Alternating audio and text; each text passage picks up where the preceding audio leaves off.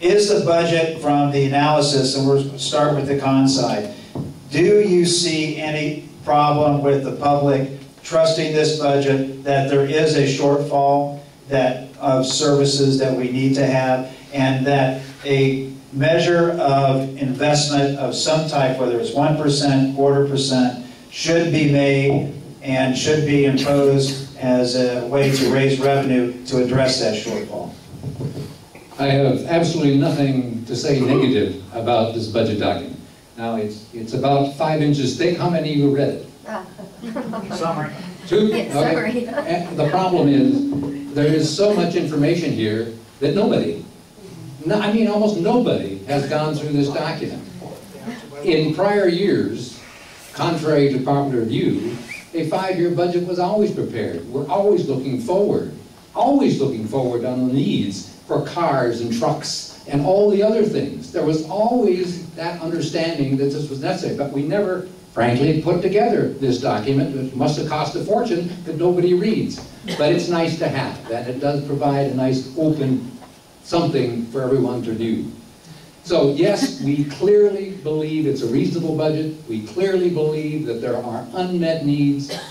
City needs more money at this point in time, and so all we need is an analysis, which of course should have been done previously. Is it a 1/4%? Is that 0.5%?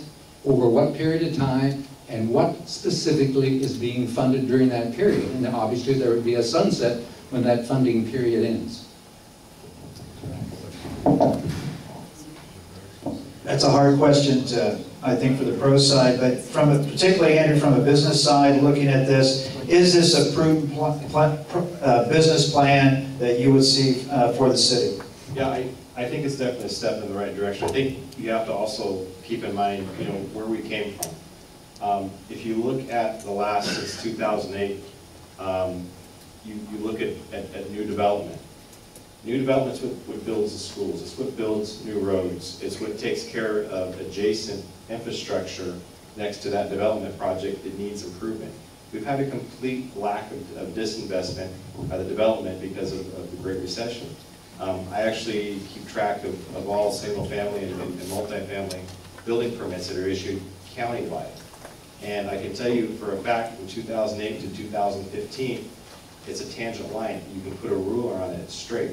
What that means to me is that there hasn't been the typical inflow of money that takes care of these kind of things. We talk about, why didn't we have a sinking fund attached to the Renaissance? I don't know that. That was a huge endeavor. It was a great accomplishment, and it's still paying dividends today. I don't know what the mindset was, but the fact is we got a lot of infrastructure that cost a lot of money to keep up to the standards that we're enjoying it at today. As development comes back, as the city starts getting back into more of a normal pace, as we get out of the Great Recession, I think that you're going to start seeing a little bit better. But at the same time, we're still experiencing from 2008 on a complete disinvestment from many different ways, and that's what we're experiencing right now. Yeah, real quick, I recall the Renaissance conversation with Brad Hudson and Tom DeSantis, and at the time it was a recession, and the comments were, why are we building, why are we building, why do we want to do this? And the comment then was, well, you get it while labor's cheap and construction costs are down. So you knew then that we were kicking the can down the road, and lo and behold, the can just got run over by the car, and we got to just get a new one.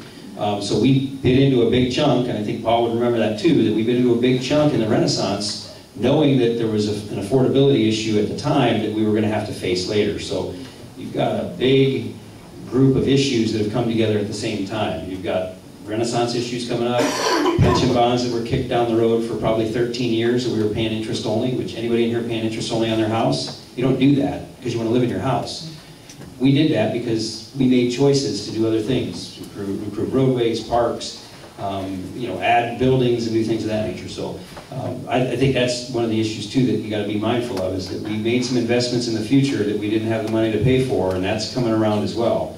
And all those things that we invested in are now needing some sort of repair or... Why would the city go out and want to put in place a new prosecutor's office under the city attorney for at least $2.5 million a year just last June?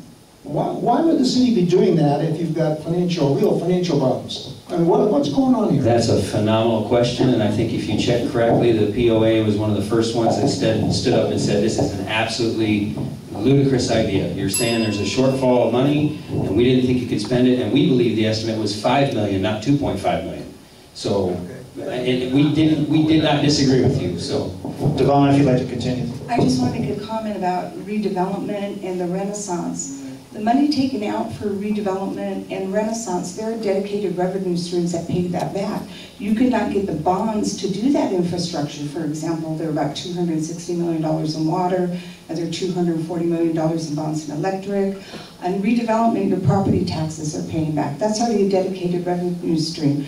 Your water and your electric are tied to the rates. The $100 million they took out for Measure A to do the roads, those are already dedicated revenue streams. So that's not a new revenue stream that needs to go to pay that back.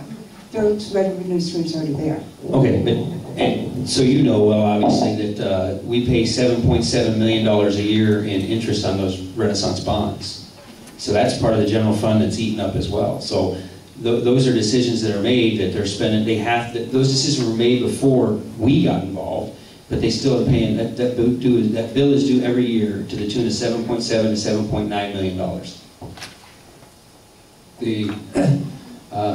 As Devon said, the majority of the debt is the responsibility of the redevelopment agency, the water fund, the sewer fund, but the general fund did pick up something. The Fox Theater is an additional investment that has to be maintained by the general fund. Some park maintenance has to be maintained by the general fund. Over the last 4 years, the 4 largest revenue sources of the city have gone up by 35 million. Over the next 5 years, per the budget, the revenue is going up by another 39 million. That's more than enough to cover all of that maintenance from the Renaissance. The key again is personnel costs, principally pensions, are pushing away everything else. The money for everything else is going towards pensions.